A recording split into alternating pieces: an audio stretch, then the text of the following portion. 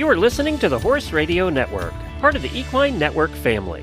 What a beautiful day for horses in the morning. You are listening to the #1 horse podcast in the world. Here's your entertaining look at the horse world and the people in it.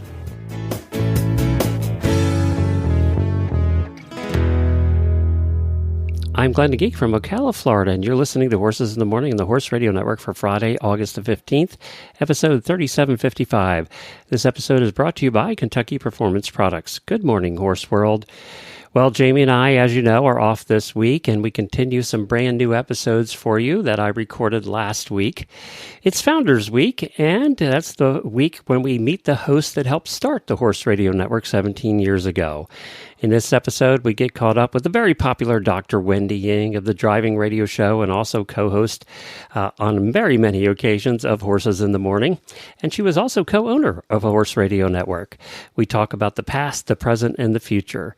If you missed Monday, we caught up with Helena of the Stable Scoop Show, and Wednesday was Samantha Clark of the World Equestrian Games shows. Jamie and I should be back with you on Monday, back here, ready to do a brand new episode, hear all about her vacation, and I'll be bringing back some recordings from WESA, which is the trade show that we go to in Dallas, all about new products that are out there and available for you come the fall. Whether you're a new listener or an old-timer, I think you'll enjoy this walk down memory lane with Wendy, and also like to hear about what she is up to right now. Without these three people that we did this week, we would not have been as successful as we were here at the Horse Radio Network. And, you know, these three are around even before we started Horses in the Morning. We'll get Dr. Wendy on right after this word from Kentucky Performance Products. This nutritional minute is brought to you by Kentucky Performance Products. Electrolytes. Who needs them? Your horse, that's who. Electrolytes perform critical functions within your horse's body. They help regulate nerve and muscle functions by carrying electrical impulses between cells. In addition, electrolytes assist the body in maintaining a healthy fluid balance by controlling your horse's desire to drink. When your horse loses significant amounts of electrolytes and fluids, problems such as dehydration, muscle cramping, fatigue, tying up, and colic may occur. Even in mild forms, these conditions can have a negative impact on your horse's ability to perform and recover after exercise. Horses that are ridden regularly or those that live in hot, humid climates may lose more electrolytes than their bodies are capable of replacing with a normal diet. In these instances, it is necessary to replenish lost electrolytes and keep your horse drinking. Summer Games Electrolyte replenishes the electrolytes and trace minerals lost when your horse sweats, and it stimulates the thirst response so your horse continues to drink and stay properly hydrated. Summer Games was developed for the 1996 Summer Olympics in Atlanta. Trust Summer Games Electrolyte to protect your horse when the going gets hot. To learn more, visit kppusa.com. Got questions about your feeding program? We can help. Email Karen at questions@kppusa.com or call us at 859-873-2974.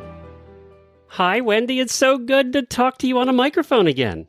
Hi, Glenn. Thanks for having me back. And hi to all the HRM people. Everybody's been wondering what you've been up to, so I'm so glad that you agreed to do this with us for our Founders Week here on Horses in the Morning. Last time I saw you in person was for Radiothon, right? Last year. Yeah, you came down because, wasn't it because of the hurricanes? No, I think our internet was goofy or something. I don't remember. I don't remember why I came down. We had just moved into the house. That's right. We didn't have good internet. We didn't have start. You were doing video. Yeah, that's right. That's right. It was that. Yeah. It was because you had fiber and we needed to go down and get good internet. It was fun though. We have great internet. It was so fun though. It really was. Yeah, that was great. So, Wendy, what we're doing this week is I already interviewed Helena and Samantha, and you're the Friday show. So, and I kind of did it in the order I met everybody. So, obviously, Helena was first. She helped start the network. And then Samantha I met next to do the WEG show. Yeah. And then you came along in 2010, right? Right. During WEG year. During the WEG year, because you were in Kentucky, and I had just moved up to Kentucky for WEG.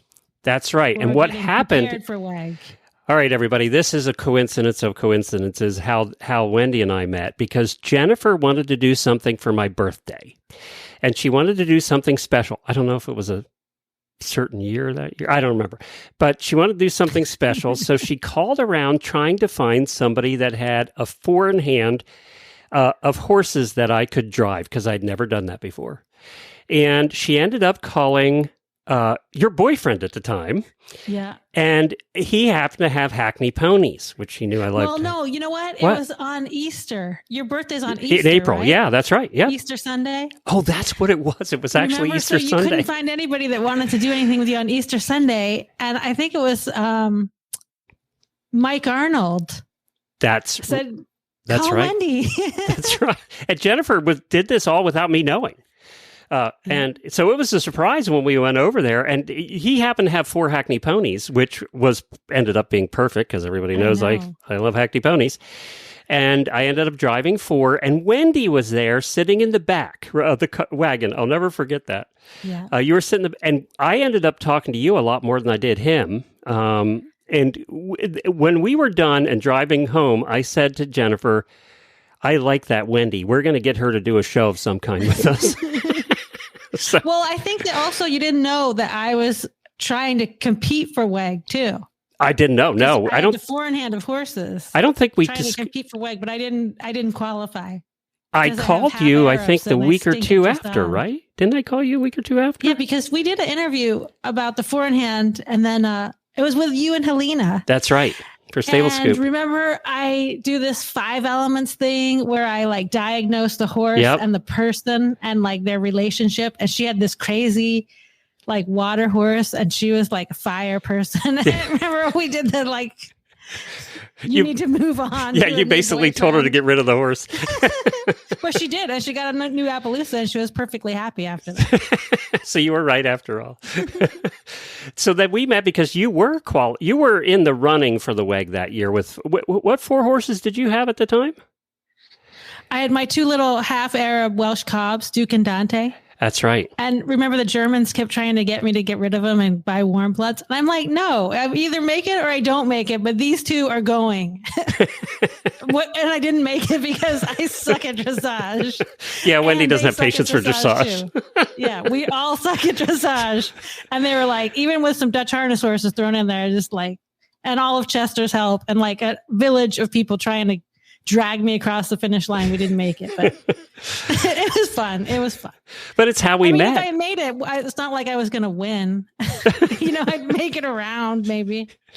But that's how we met, and we became very fast friends. And did we start the driving show that year, or was it the next year after WEG? I think so. I think we had that fun time driving the ponies, and you told me about the ponies, and we were talking about. Oh, I know what it was. We were talking about all these places that we've lived in the past that's the same, because didn't you live in Massachusetts? Yeah, twice. Right.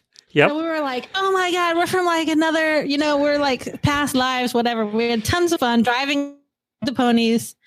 And then you called me. I think that's when you called me to do the interview, because it was a test to see that's right.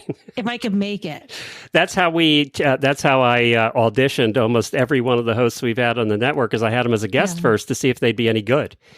And then you passed that test with flying colors, and then I talked to you. Yeah, that was on the phone. Yep, that's right. And then I talked to you after about starting a driving show, because we both love driving. And you knew everybody. That's the thing. Wendy knew literally everybody in driving. She just... I know, yeah. Back then I was like the Kevin Bacon. Is that what his name is? The 7 Kevin degrees Bacon of whatever. Yes. You were... Well, and especially when I was at Gala, because everybody like seemed to end up there. Like, remember like Pagman ended up broken down in my driveway. That's right. I mean, but also I think, one of the things is like, there's not a lot of Chinese people in driving. So it's like, it's not, you kind of, when you meet a ton of people at once at the horse show, you can't remember everybody's name, but like, there's not a lot of Yings around there driving. No, you were the only Asian driver I knew. That's for sure. But we just got along so great. And I remember soon after we started the driving show, we were doing it weekly back then. And soon after Wendy just knew everybody. So she'd ask them and they'd come on because literally when Wendy goes to a show, she talks to everyone. There's no reserve in Wendy. She just will talk to anybody. Well, that's the whole fun of horse showing, right? There's a big auction in Pennsylvania near where I grew up. And there's a big auction up there every year. It's the first year we were together, probably not too long after we started the driving show. We went to this carriage auction together, Martin's auction. So it was like telling Jennifer, this Asian driver I just met, we're going together to Pennsylvania. That was super funny, actually, because we didn't think anything of it. We're like, oh, yeah, we're going to take a road trip. Yeah. We're going to go. We didn't have any hotel rooms. No. We drove up from Kentucky, didn't we? I think we drove from Kentucky. And it was spur of the moment thing. I think we drove remember I used to have that cool Durango and I had the flatbed and I used to take the carriages on the Durango. Yes, that's right. That's what we took. We took the Durango and I said, I should bring my trailer because we might buy carriages. We got there and we did the show we did a couple episodes from there. We set up right outside the auction hall. They let us do it. We're so great. It was fun. We had a good time.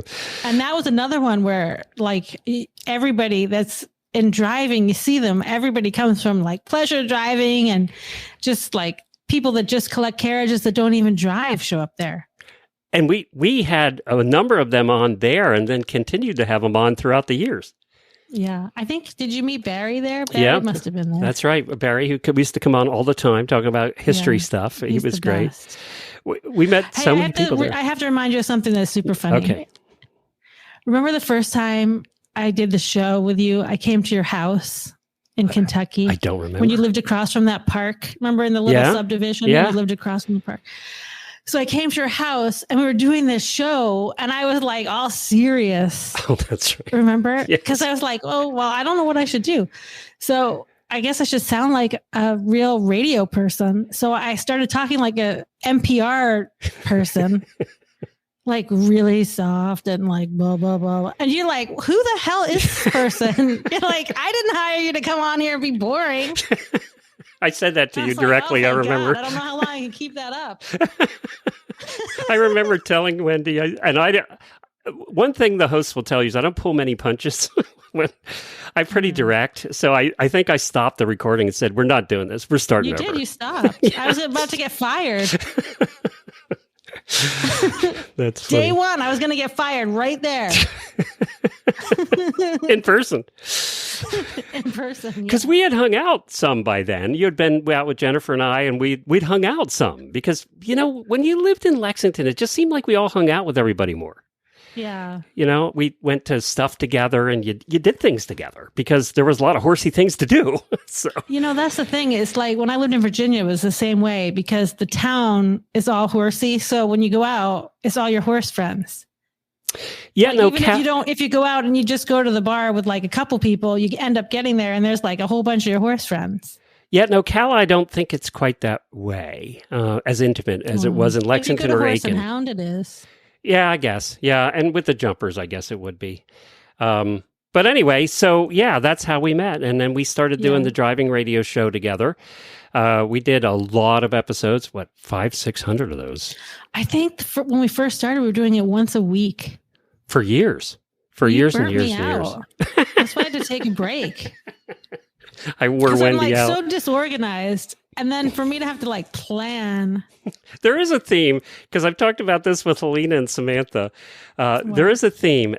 All my co-hosts and Jamie, everybody knows that, all come sliding in at the last minute to record.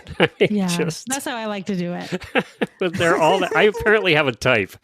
But that's a type A. That's because we come in, we do the show, and then we leave, and we're not needy and don't ask you for anything until the next week. That's true. It's like the perfect woman. That's true. Also, not a lot of prep there. So you had to book the guests, though, because you knew these people. So, well, yeah. I mean, that's what I'm saying is like, think about it. In 2010, 2011, like it was such a different world. Like texting. Yeah. I think I had just started texting. You know, I mean, podcasting was so new, nobody knew what it was. So we had to explain it to every guest we'd get on. Yeah, we had to explain podcasting. Also, like sometimes people are always on the road because we were doing it on Mondays. So everybody's traveling home from the show or doing something. So, they would have to pull over to the side of the road and they could be in the mountains in Virginia and the signal could be bad. And it wasn't easy. No, it certainly wasn't. And were you even doing anything veterinary back then? I think I just moved to Sarasota when we really were getting into it, right? Yeah. So you were starting to get back into veterinary work then. So I had moved to Sarasota. I was living in Judy and Phil's cottage on the side of the road. That's right. Bad internet. Remember that? Yep. And they were doing construction on the road. I came down and we did a show or two there, and it was interesting. It was so loud, and the internet was so bad. But I had just moved to Sarasota, so I didn't really have much going on. It takes a while to kind of build a practice. So I was like, this is a perfect time to do the radio show. And I was doing a lot of driving. I was selling some harness. Yeah, you did. You did. And you did for a couple of years after we started the show. You were still in driving and still in connection with all the drivers. Yeah, I was still showing and doing stuff like that. And, one thing about Wendy is everybody loved Wendy. I mean, all the guests we had on knew Wendy, and they love Wendy because they had partied with her at a show somewhere. I don't think Wendy missed one show party in the history of driving. She was at them all. That's what I'm saying. That's the fun of the show, We have a story to tell, and this involves your dad. We told this story years and years ago, but anybody listening now hasn't heard this story. So your dad lived on the coast of Massachusetts, and I unfortunately never got to meet your dad. So when Jennifer was working at Myopia Hunt Club up there, she was the manager up there. She had an employee named Rochelle. And so, we were friends with Rochelle. She was super. We maintained friendship with her through the years. She actually went to Slovenia or Slovakia to do vet school. Yeah. And she worked for Larry Poulin for years and years and years. She was a groom, right? For one of the drivers. And you knew her from that. Mm-hmm. Tell the story. She was always super. When I first started driving, she saved my butt a million times. She was so nice. She was so sweet. Yeah. Did you tell the story of your dad? Well, okay. So my dad was staying on in this cottage because he was going back to Massachusetts for cancer treatment because my dad had lung cancer, and he was sitting on the front porch, and he said, this girl walked out of the water like an angel. The ocean, right? The ocean. She was like scuba diving or something. And he goes, this beautiful woman walks out of the ocean like an angel and says, oh my God, are you Wendy Ying's dad? And he's like, what the hell is going on here? He said he thought it was hallucinating. And it was such a letdown because he thought, oh, look at this beautiful mermaids coming out of the water to come meet me. And then she's like, oh, are you Wendy's dad? It was Rochelle. What a letdown. How did he know him? How did she know him? Just pictures? Because she saw pictures of him on my Facebook. Oh, that's freaky, though. He must have been so freaked out. I know.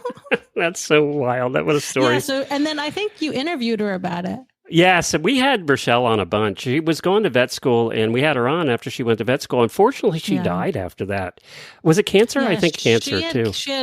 I think she had ovarian cancer. Yeah, she died young in her 40s. Before anybody even knew that she had cancer. Yeah, it was very sad because she had spent 40 years trying to get vet school done.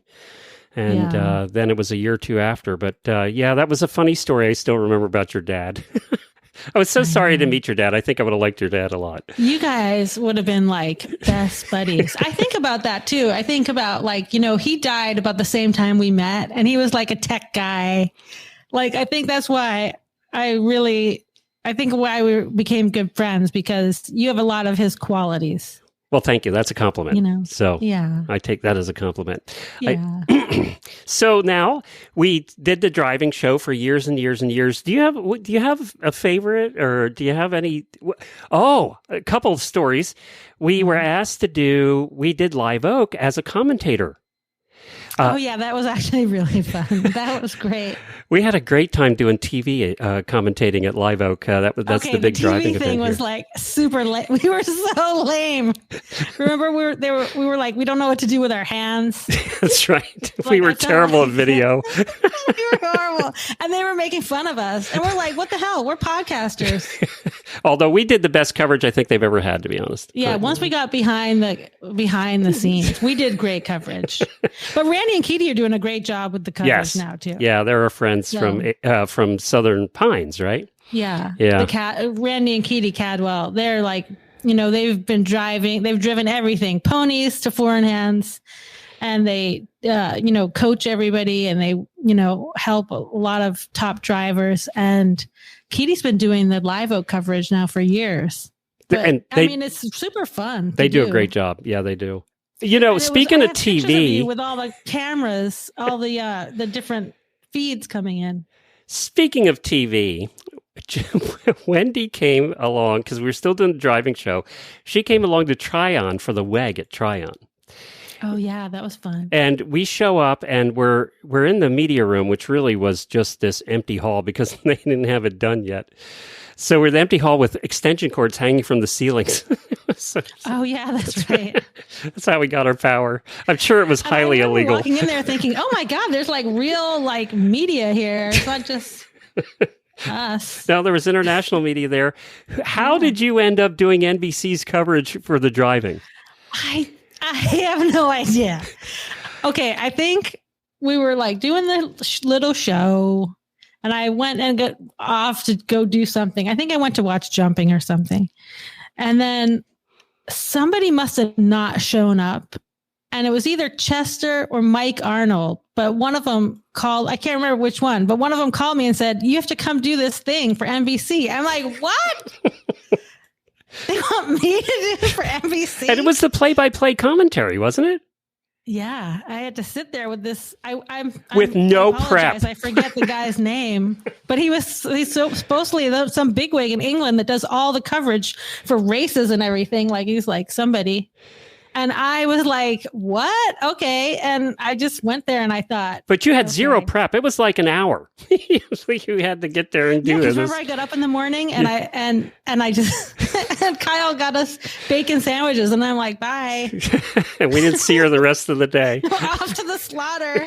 It'll either be good or bad. I don't know. It was good though. You did a great job. Everybody loved it. They all loved it. It was pretty fun. And, well, you knew all the drivers, too. That helped. You knew it. I think that's what they needed. They needed somebody that knew the drivers. And because I had done the forehand and I had done some stuff with Randy and Keaty with remember Randy with her pony Kabam. We went to the pony championships. And when we were doing the forehand stuff, and even when I was driving single, the USEF was bringing over a lot of Europeans to come over and help us. So I kind of knew who was who going on. And so that was helpful because the other person commentating was great as a sportscaster, but didn't necessarily know driving. Mm-hmm. So I just had to throw in some random stuff, which I excel at that. You did the color, basically, the color commentary. Just throw in some filler. Wendy the filler. And also they have the producers talking in your ear while you're talking, which was kind of interesting because they had never done that before. It's very disconcerting, isn't it? Yeah. And then I remember the one time where the guy was totally amazed, where I'm like, okay, I think I pulled this off. There was this downtime because somebody rolled over or something. So you know what happens? Everything stops and it's live TV. So how boring is that, right? So you have to sit there and yap about whatever. And I said, oh, well, because he said, oh, that's interesting. There's one gray one out front. And I said, oh, well, monocle, why there's a gray one out front. I said, when they're driving at night, they put a gray one out front so that you might be able to see them when you're crossing the road. And he, the guy turned at me and looked at me like, oh my God. Einstein. It's like, oh, thank you, Barry, for all that useless knowledge you keep telling me about. We did learn something doing the show too. So I know, but I think that part of driving is so interesting. That's what I love about driving. we had so many good guests on over the years. We really did. And we had some fun ones too, because we got into driving other things, dogs and goats. And remember the crazy dog guy? Yes. That was like, he was like essentially like a adrenaline junkie, and he made that tricycle, and then he hooked up two like Weimaraners to it. He like jumped rocks and things with it. I think we did a dog sled person once. We did goat, the lady that drove the goats. Yeah. I mean, she was great. Do you have any memories that stick out? WEG, obviously, because you got to do NBC. But WEG. I liked the goat driving.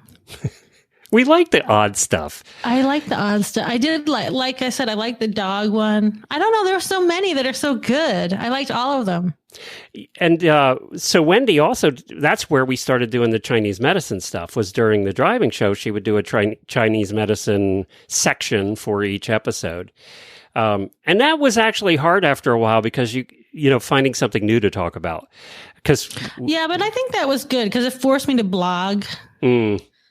Which is kind of good. They always say teaching makes you better, because it makes you think about things, right? That you've forgotten about. I mean, that's true, because I had to really prep for those, because I knew you were just going to sit there and like, I don't know what you're doing, Facebooking, who knows what you're doing. You wouldn't talk. So I'd have to talk for like 20 minutes about Chinese medicine and like go, right, Glenn? And you'd go, mm-hmm. She would yell at me about that. That's one thing Wendy would get mad at me about. And by the way, we still do a health segment every Wednesday, and Jamie does them, and I still just zone out. You don't listen? Why don't you get a guest on? This is what I should do. I should come on, and so that I can talk to her about. You should get different vets to come on. We do every Wednesday. We have a health segment, and she handles them, and I just zone out. She does. So yeah, I don't do it. Oh, I see. Yeah. So nothing's changed, That's Wendy. Helpful. Nothing has That's changed. Helpful. She's interested. Yeah, she cares. That's true. The times that I have done the Chinese medicine one with Jennifer, it was way better. Yeah, well, definitely, because she cares about. Yeah, she cares. See, I'm a horse husband. I don't care about the health stuff. Jennifer handles that. She does all that. I don't care about that at all. But I do like the health subjects, and I think when you're doing podcasts, especially like for this, I think the health segments, whether they're like holistic health or any kind of health subject, is really easy to listen to, and it touches something for everybody. Like the Lyme episodes we did were great. They were good. And that's for people, horses, dogs, Yeah, and I could relate to those. I had something to add to those.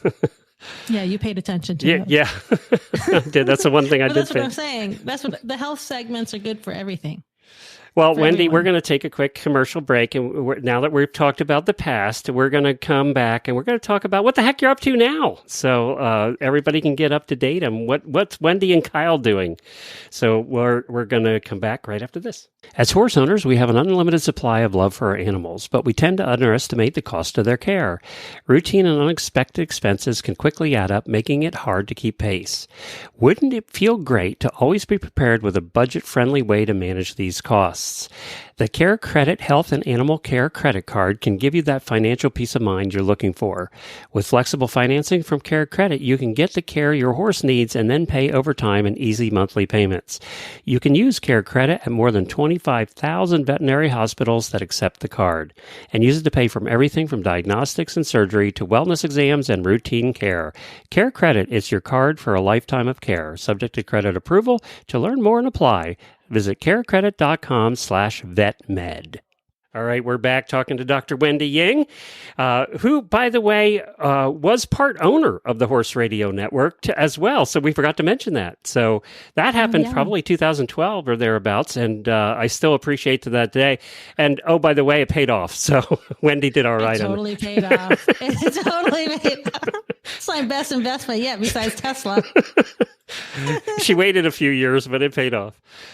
You met Kyle after you started. You. That's why, Glenn, because I believed in you. You did, and I thank you. I appreciate that greatly, actually. And Jennifer. That was the only reason you did it. So you met Kyle after we started the show. Yeah, I met Kyle. I was still living in Kentucky. I went to Chiro training in Kansas, and I met him because he's a chiropractor. Right. And you got together, though, after you moved to Sarasota. Mm-hmm. Yeah. And Kyle's been the best thing that ever happened to Wendy. Can I say that? Yeah, of course. And I think so too. He's an unbelievable cook, and he's just the nicest guy. And he also runs Wendy's business, so that helps too. Oh my God. He is like the ultimate practice manager. He's so great. Because Wendy is like me. We're terrible at lists. We're terrible at what we're supposed to do next. Yeah. We're terrible at all that stuff. Schedule. Yes. So Kyle organized her life, and now she's successful. Look at that. I know. It's because, you know what, he always makes fun of me because when people say, like, just like say I have someone coming over to pick something up, right? Like right now, I have like our old washer and dryer on Craigslist. So if they call me, I'm like, oh yeah, come over. I'm home all day. He's like, don't say that. Give them a time and make them meet you at a specific time. Otherwise, you're going to be waiting around all day. And I'm like, oh yeah, that's true. So you have a Kyle, I have a Jennifer who keeps me straight and makes sure I show up when I'm supposed to at things.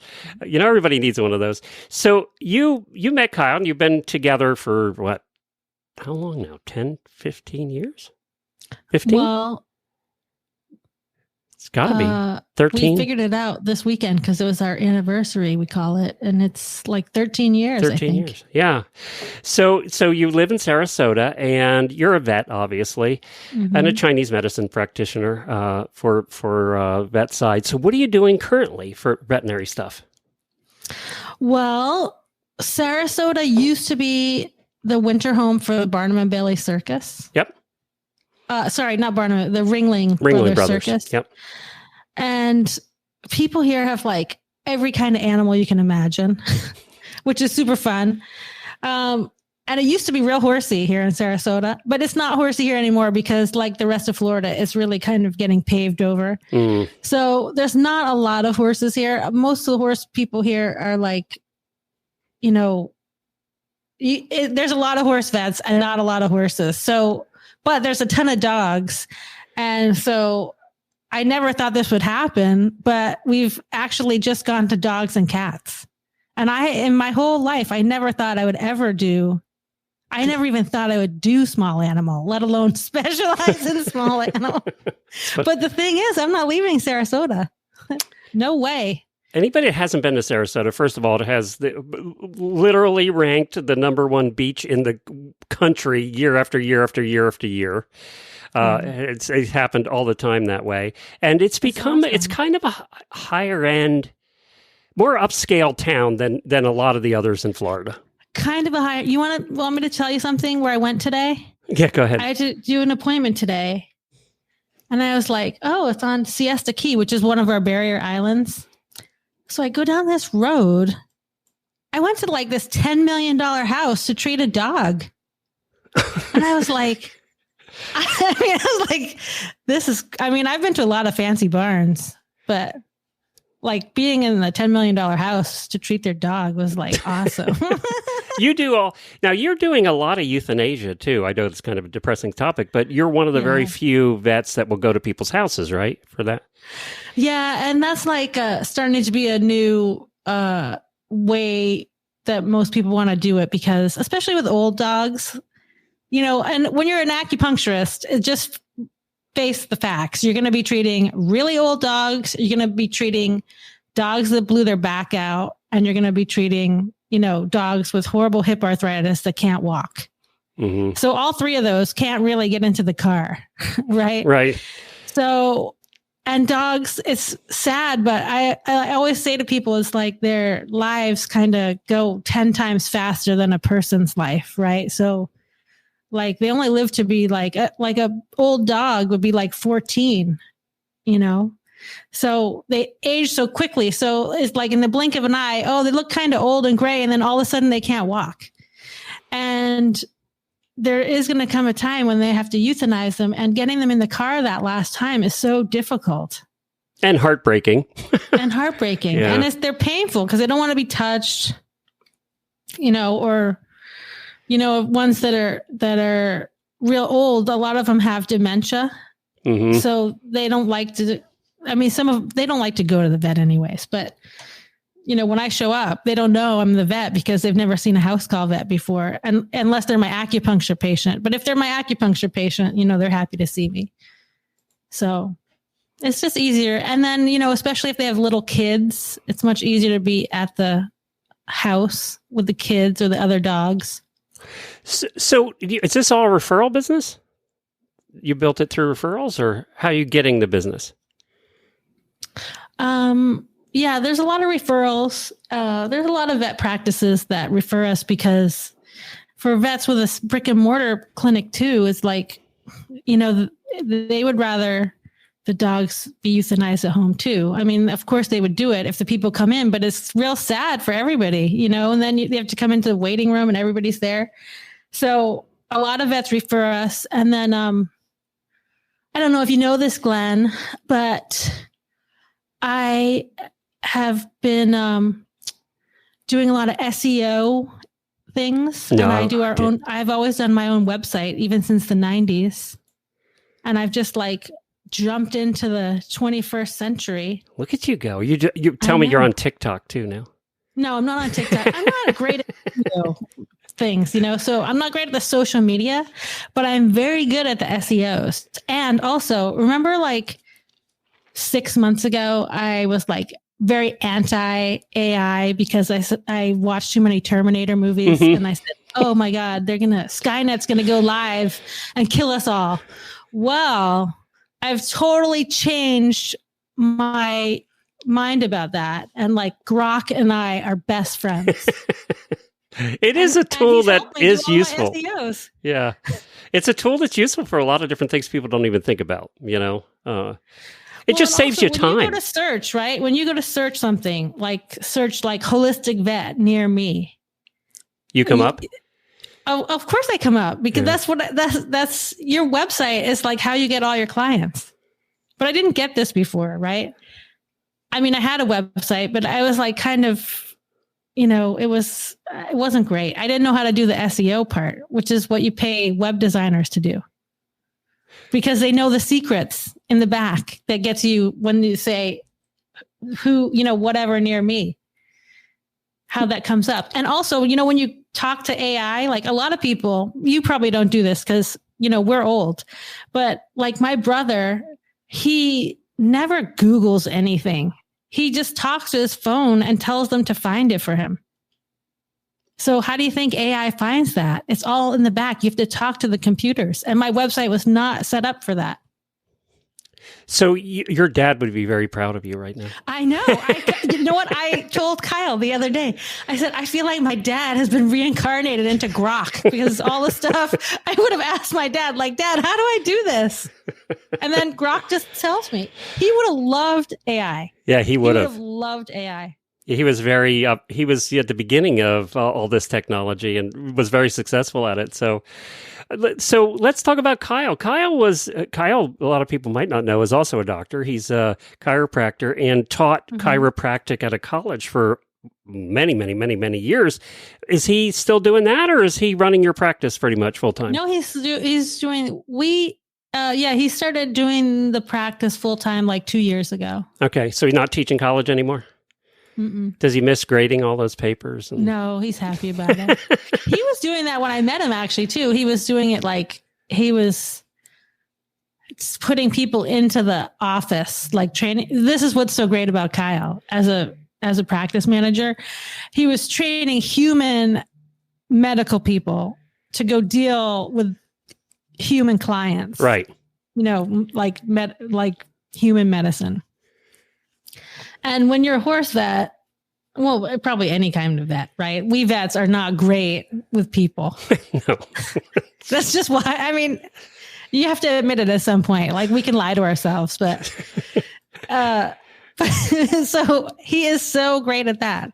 So he handles all that, but he's also like taught people how to talk to your medical clients. So he's like perfect at that.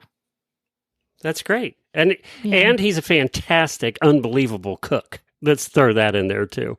Oh, he is a good cook. There's a reason Jennifer and I come down to visit. It's not to see you, Wendy. What did he cook? What did he cook when you came down? Did he do the brisket? dino I ribs? think, or something. It was. I think he did the dino ribs. Oh yeah, it was good. I mean, I remember eating it all through Radiothon. Yeah, it was great. It was the dino ribs. Yeah, because we had 3 meals out of it. Yes, we did. It was a good thing too because we were pretty busy. He has a huge smoker. And he has a Weber grill. But he cooks a lot inside too. New listeners might not remember that or might not know that Wendy was my co-host for the first 4 or 5 years of Radiothon. You used to come up to the house. And you came up to the house and would hang out. You come up the night before. And then we'd get up early and we'd go over the whole itinerary for all 12 hours we were going to do live. Oh, my God. And then we'd sit there. The first one we did? The first one was great. Yes. And we'd sit there and we'd drink, starting pretty much at 9 in the morning. And then by the end of the day, we were a little silly. Are you sure we started drinking in the morning? No, I don't think we did. We probably did afternoon because we wouldn't have made it till 9 at night. I don't know. We wouldn't have made it. Remember, I always had champagne. Always had bottles of champagne there, and Jennifer was in the other room, and then a couple times Jennifer had to book all the guests. Yes, and she had to handle the phones. Remember, we were taking live calls during that time. Oh my God, that's right. I forgot about that. We'd get hundreds of calls that day. Yeah, you do recorded. People submit recorded things. Yeah, and then we'd get the live callers and we'd put them on, and she would screen them. And you were at that house in Ocala, right? You were at the house with the general? Yep, that's right. We had good internet there, too. That was the farm we lived at when we moved here for about 8 years. That was a great house. Yeah, it was. And I remember that. I'll never forget that. So that was hard to do with all those callers. I don't know how she did it. All day long. I don't know. There were hundreds. It was something. We did do some crazy things. That's for sure. Well, I'm glad to hear you're doing well down there. So you're happy with your practice? Oh my God. I couldn't be happier. I couldn't be happier. The people are nice. The animals are nice. I still have my horses here. And yeah. So how many horses do you have on the property anymore? I have 3. I lost Duke, who's like mommy's baby, my favorite one. I lost him last year to colic, and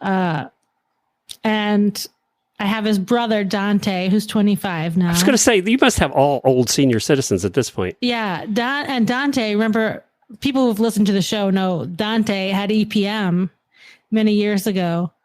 So, and he's still around. I can't believe he's still like kicking around. I mean, we ride him and he drives. He's fine. He recovered. And for a while, remember, he was blind. He couldn't drink water. That's right. And I had to make this like pool noodle paddock for him because he could only turn right. And now he's just fine. He just got through it. Yeah. He didn't just get through it, but when we gave him tons of like conventional treatment and TCVM treatment.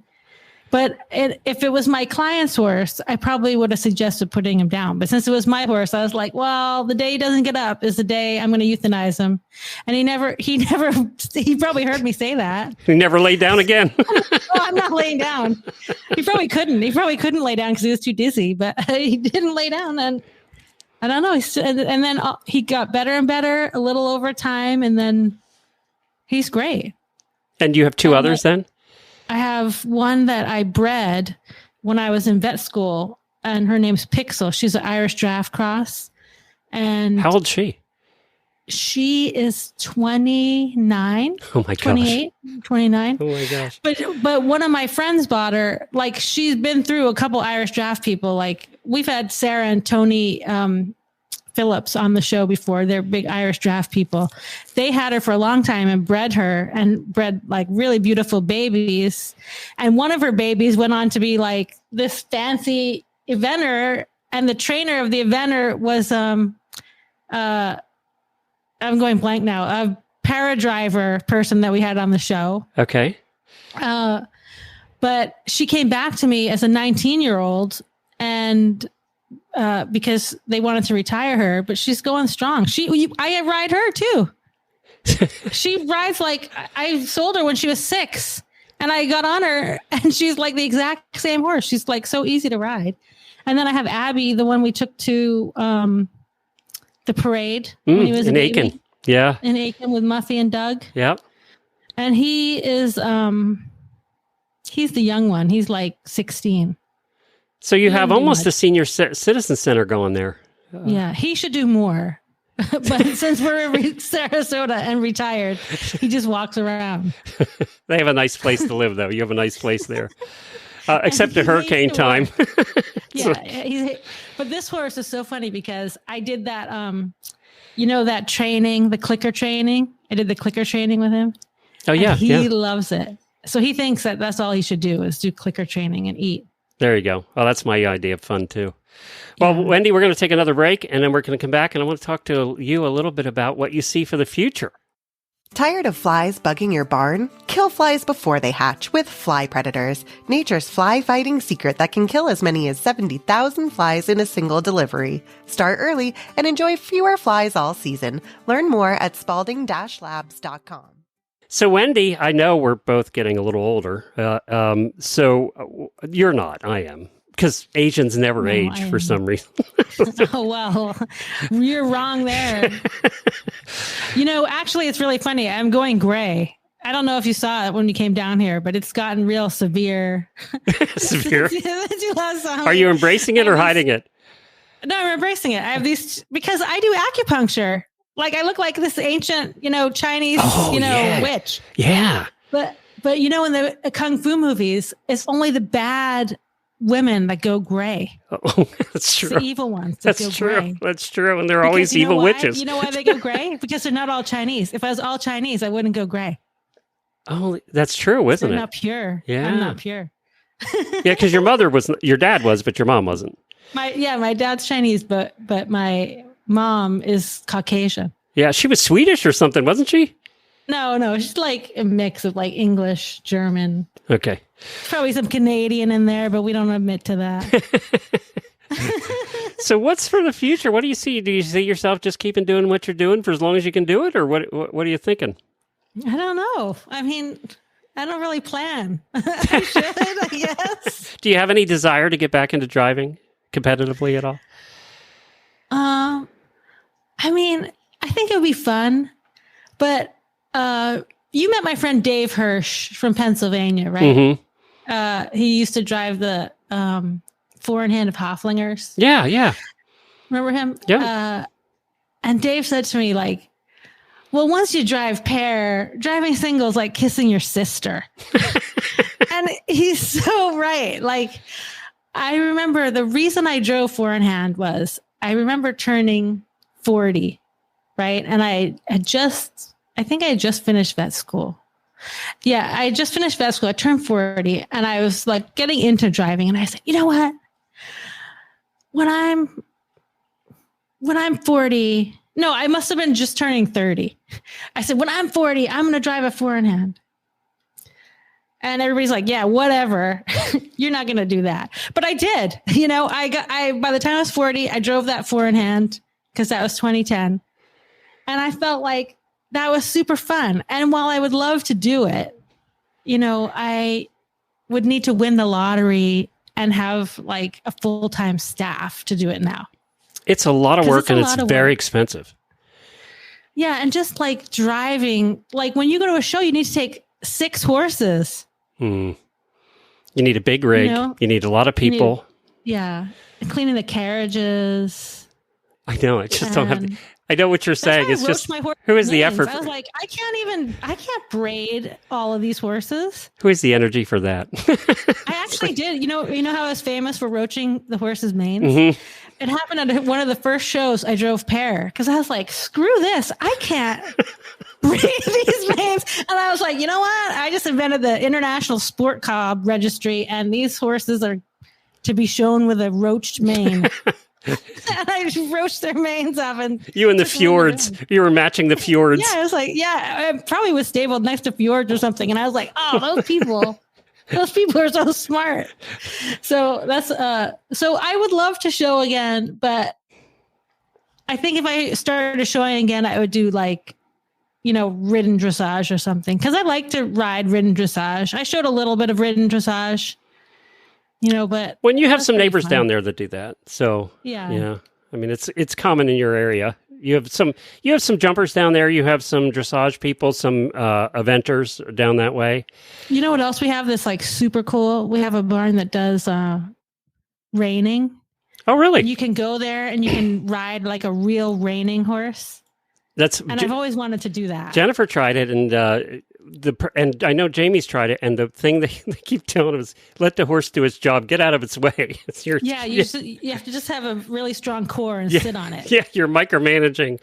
Yeah. And I like fox hunting. I would. Well, you were big fox hunting. Yeah, and I fox hunted a little down here, but it's like. We don't live close to any place that you can fox hunt. Mm-hmm. So it's a long drive to go fox hunting. So, I'm glad I had the chance to do all that stuff, but now I kind of like taking my poodle to the beach.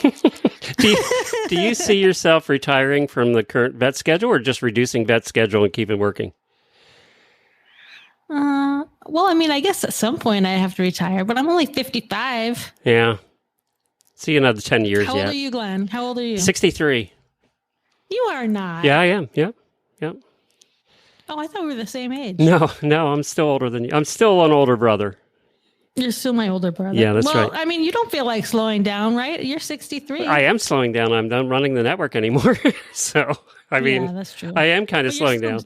But you're still doing the interviews. Still. It's funny because people are joking with me about being retired. I still am in charge of 20 episodes a month. That's 5 times what most podcasters do in a month. So, 20 episodes a month. We got horses in the mornings every day, average 20 episodes a month. So, people joke about me being retired. I'm still working as much. I'm just not working 100 hours a week anymore, so that's nice. Yeah. And I don't have to pay the bills. I have to make the hard decisions. Now I just go to Ashley and I say, Ashley, here it is. You decide. Yeah, that's great. I think that's real great. A lot of principles. We discussed this when I sold. You and I discussed this when I sold the company because, part of the concern is when you're not in charge anymore, when you sell the company, you have a boss, is that doesn't work out 99% of the time. Yeah. And 99% of the time, the principal that sold the company is out within 6 months. And I told you, and I don't know if you believe me or Jennifer believed me, but I said, I'm good with this. I am okay with all of this. I'm okay not being the boss, paying the bills anymore, or any of that. And I really was. And look, I'm still here. So it's like... Yeah, but you know why? Because you don't micromanage people. That's why you were so successful. Why you are so successful. Because if you tried to micromanage everybody, this would totally fail. It's like herding cats. That's true. How are you going to micromanage all these horse girls? Not happening. And they were so type A anyway. There was no managing to begin with. No. How can you manage horse people? You can't. And the other thing, too, was I had almost died about 5 times in 2020. The listeners know some of that story, but they don't probably know all of it. But, I was pretty close a couple times there in 2020, and you know it all because you were helping me through all of that on the Chinese medicine side. But that gives you a whole new perspective on life, and it really did. It made me realize that I can't continue the pace I was at.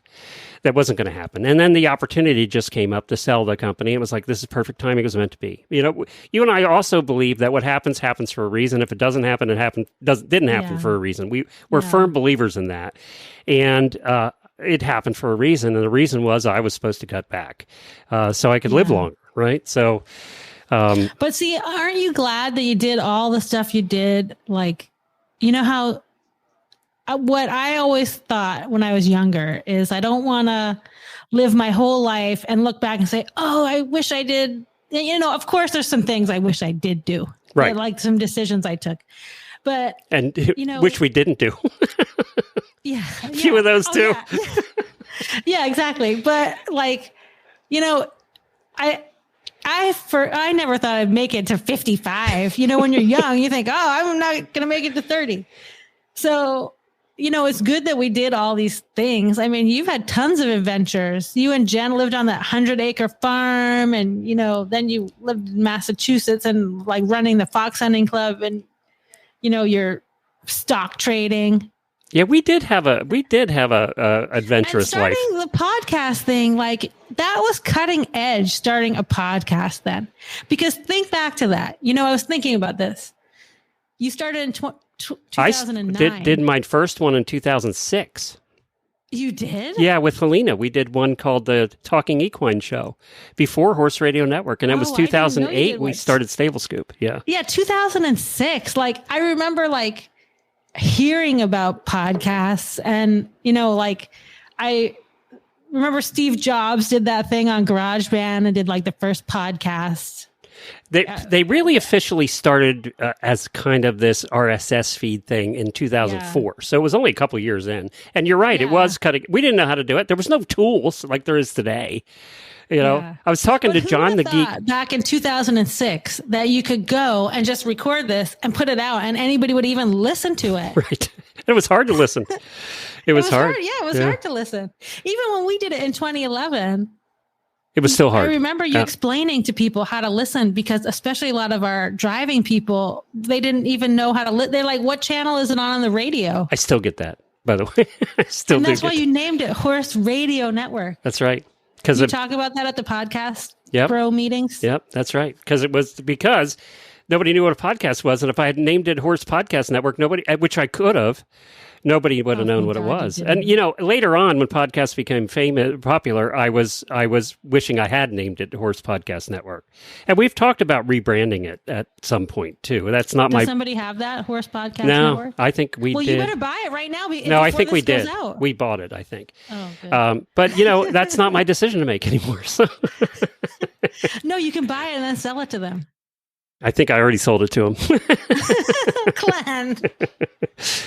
I hope you got a good deal. But you're right. I mean, we've had some adventures over the years, that's for sure. And all my best friends now are from podcasting. Either they're other podcasters in other spaces, or people I've met through Horse Radio Network, like you. One of our best friends because of podcasting, and I'm grateful for that, because our last 18 years really have been all about our podcast friends and hosts and listeners. Our listeners, I mean, we have the best group of listeners. I know. You go on cruises with them and everything. Yeah.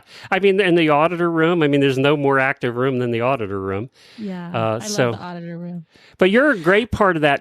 I want to tell everybody now, and I'm being sincere, that we would not be here today. We would not be talking to each other on the Horses in the Morning show without Wendy, because she came through for us at a time that was really lean. It was like, we were broke at the time. We went to Wendy and said, do you want to invest in our little company so we can keep going? Because it was in the early days of podcasting, and there was just, we had put all our money into it. And it was lean in advertising in those early days. And then after you invested, it just seemed to go better. Everything started going, it turned the corner. That was the point, though, every business goes through, right, Wendy? Every business goes through that point where you're either going to quit, and probably 80% of people do, or you find a way to keep going, and then it turns the corner. And that's the point we were at. Well, how we were talking about the different choices you make in life, that zigs and zags. Like if you decided not to continue, right? At that moment, that's when podcasting was really coming on, and you went up to that trade show, and those people the people that go to the trade shows are all these people on the cutting edge of marketing, right? Mm-hmm. And what did they all see when you went up there? They're like, oh my God, podcast. We need to get in on that. Like, they didn't know what it was, but they knew that they had to get in on that, because that was the future. That was Kentucky Performance Products was the first too. Yeah, they were the first. You're right. And it was to turn the corner, but we wouldn't be here today without you. So thank you for that. I still thank you to today. I know that I thanked you with a very large check a couple years ago. which is what Wendy was hoping to see someday. Yeah, exactly. Be honest, though, had you just written that money off when you it. gave it, you said, oh, I'm never going to see that again. Did you say that to Kyle? No. You made me a great deal, and it was a very fair deal. And we never sold the network, it still would have been great. But selling the network was the icing on the cake. There you go. Well, I thank you and Kyle for your friendship and everything else. And obviously, we're still continuing to be friends, so that's not a problem. But we that's the other nice thing is, I talked to Samantha and Helena earlier in the week, and they're no longer doing shows on the network, but yet we still talk to them all the time. No, Helena doesn't do a show anymore, and Samantha did the WEG shows with me, but we're still friends and we still talk all the time like it was yesterday. So, that is the wonderful thing that has come out of all of this. More than the money, even, because you know what, money's money, but friendships are hard to come by and hard to keep. So, well, I think that I've noticed that about you with your attitude when you told me your story about like how you were doing the trading and the stock and all that. And then you got sick when and it makes you realize that, so there's been times in my life where I was like, oh my God, like the money isn't what you think it is. Right. Right. Because when you don't have money, you always think, oh, if I only had money, my problems would be solved. Yeah. But that's not always the case. Lyme disease and cancer don't care if you're rich or poor. Yeah. That's true. Yeah. Well, thank you, Wendy. I appreciate you joining me again. It's good to have you on a mic again. Hey, we're talking about having Dr. Wendy back, actually, occasionally to talk, and this time will be a little different. You're going to talk about dog medicine and veterinary medicine for dogs, right? Yeah, I'm going to talk about dog medicine. Sarasota's not just for retired people. It's also for old dogs. And I have a ton of geriatric clients down here. And I myself, in fact, have a geriatric dog. And I love treating geriatric dogs. I've always had old dogs. And so that's kind of becoming my specialty. So I thought when I come back, I'll do a little talk about old dogs because, look, we're horse people. We all have old dogs at some point in our lives. It's true. Right? And actually, I think most horse people probably have more dogs than they do horses. Yeah. On an average. So I think so too. Thank you, Wendy. Of varying ages and ailments. Tell Kyle I said hello. All right. Well, thank you, Glenn. And say hi to Jennifer. Well, I hope you enjoyed all our guests this week and a look back at the history of the Horse Radio Network and also getting caught up with what everybody is up to now. It certainly has been a joy for me to catch up with these three. And hopefully we'll do this again in another 10 years and we'll see what everybody's up to then. Thanks for joining us this week. We really do appreciate it. Have a terrific weekend. Be safe, everybody, and we'll see you back here on Monday morning.